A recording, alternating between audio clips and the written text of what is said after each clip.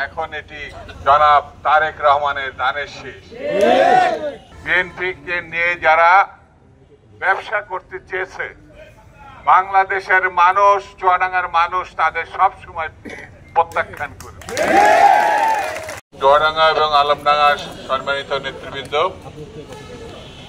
আলমডাঙ্গা থেকে বিশাল যে মিছিল এসছে তাদেরকে আমি শুভেচ্ছা, অভিনন্দন, ধন্যবাদ। আসসালামু আলাইকুম। আমাদের ধানের শীষের কোনো বিকল্প নাই। এই ধানের শীষ শহীদ জিয়া রহমানের ধানের শীষ, এটা বেগম খালেদা জিয়ার ধানের শীষ। এখন এটি বাংলাদেশের আগামী দিনে যিনি প্রধানমন্ত্রী হতে চলেছেন জনাব তারেক রহমানের ধানের শীষ, বিএনপির ধানের শীষ। চুয়াডাঙ্গার মানুষ সব সময় ন্যায়ের সঙ্গে অন্যায়ের বিরোধিতা করেছে।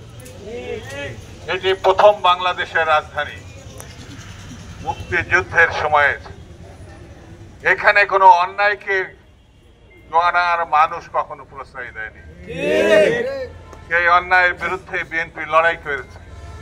বিএনপিকে নিয়ে যারা ব্যবসা করতে চেয়েছে, বাংলাদেশের মানুষ, চুয়াডাঙ্গার মানুষ তাদের সব সময় প্রত্যাখ্যান করে।